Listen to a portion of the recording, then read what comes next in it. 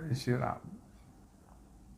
हमारे भारतीय संस्कृति में, वेदों में, शास्त्रों में, आयुर्वेद में ब्रह्म मुहूर्त का अत्यधिक विस्तृत वर्णन किया गया है, जिसका महत्व अपूर्व है। यह वास्तव में ब्रह्म मुहूर्त मानव मात्र को प्रकृति के द्वारा निःशुल्क अद्भुत अमूल्य उपहार दिया गया है। ब्रह्म मुहूर्त का समय सूर्योदय के पूर्व 1.5 से 3 घंटे का होता है और ब्रह्मा ने इस मुहूर्त को निकाला। इस कारण से इसको ब्रह्म मुहूर्त भी कहते हैं और दूसरा नाम है इसका अमृत बेला।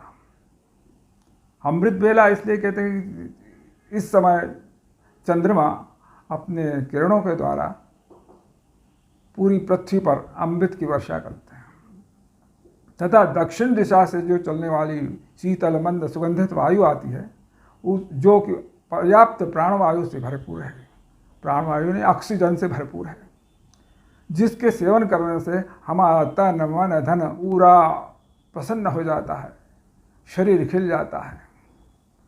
इसलिए इसका सेवन नित्य करना चाहिए।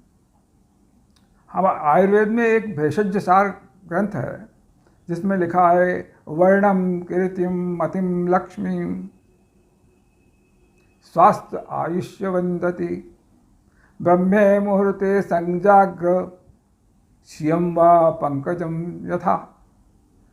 ये हमको ब्रह्म मुहूर्त वर्ण को निखारता है, सौंदर्यता को प्रदान करता है, गौर वर्ण को प्रदान करता है और कीर्ति को बढ़ाता है, यश को बढ़ाता है और मति बुद्धि, हमारी बुद्धि विकसित हो जाती है और लक्ष्मी की प्राप्ति होती है, स्वास्थ्य अच्छा होता है, आयु बढ़ जाती है। और जो इसका सेवन करता है ब्रह्म मुहूर्त के वायु का, तो उससे हमारा जो शरीर है कमल के समान खिल जाता है। अतः इसका सेवन नित्य करना चाहिए, क्योंकि इसके सेवन से हमको पर्याप्त ऑक्सीजन मिलता है और जिससे हमारी इम्यूनिटी बढ़ती है, रोग प्रतिरोधक क्षमता, और रोग प्रतिरोधक क्षमता बढ़ने से हम स्वस्थ सुंदर तंदुरुस्त और हमारे कोई भी छोटा मोटा रोग हमारे शरीर पर हावी नहीं होता। तो इस कारण से इसका सेवन नित्य करना चाहिए। एक कवि ने कहा कि प्रातः काल की वायु को सेवन करत सुजान ताते तन मन बढ़त है बुद्धि होत बलवान।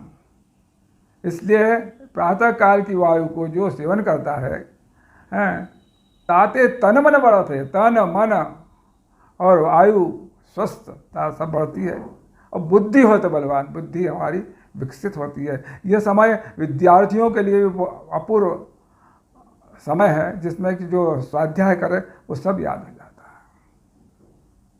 अब भाई कभी कभी क्या होता है कि समय नहीं उठ पाए तो कम से कम सूर्योदय के पूर्व तो उठाएं। कहा गया कि जब ये ब्रह्म मुहूर्त में माँ लक्ष्मी और माँ सरस्वती निकलते हैं तो माँ सरस्वती तो सबको बुद्धि प्रदान करती है, आशीष स्वरूप, और माँ लक्ष्मी धन धान्य से संपन्न करती है। तो जो जगता है, जो पाता है, जो सोता है सो खोता है। इसलिए आप जल्दी उठें तो आपका लक्ष्मी प्राप्ति भी होगी। लक्ष्मी प्राप्ति का माँ लक्ष्मी धन धान्य से संपन्न करेगी। चलो भाई कोई बात नहीं, आप सूर्योदय के पूर्व तो उठाएं। तो माँ लक्ष्मी और सरस्वती क्या करती है कि अपना कार्य माँ भगवान सूर्यनारायण को सौंप कर चली जाती है। तो भगवान सूर्यनारायण भी आदित्य देव जो कि भगवान आयु को प्रदान करते हैं, स्वास्थ्य को प्रदान करते हैं, धन लक्ष्मी को प्रदान करते हैं। भगवान सूर्यनारायण प्रत्यक्ष देव हैं और प्रत्यक्ष देव होते हुए हमारे स्वास्थ्य के लिए खास लाभदायी है। उनको खाली नमस्कार करना है, क्योंकि नमस्कार प्रियो भानु ब्राह्मणो भोजन प्रिय। भगवान शिव को जलधारा प्रिय है तो भगवान सूर्य को नमस्कार प्रिय है।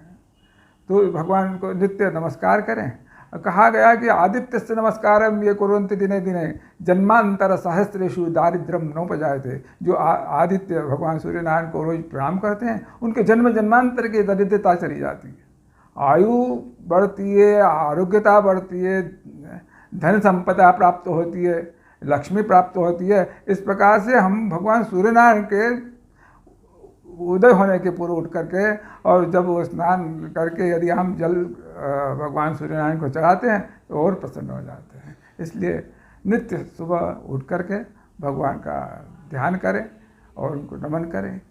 जय श्री राम।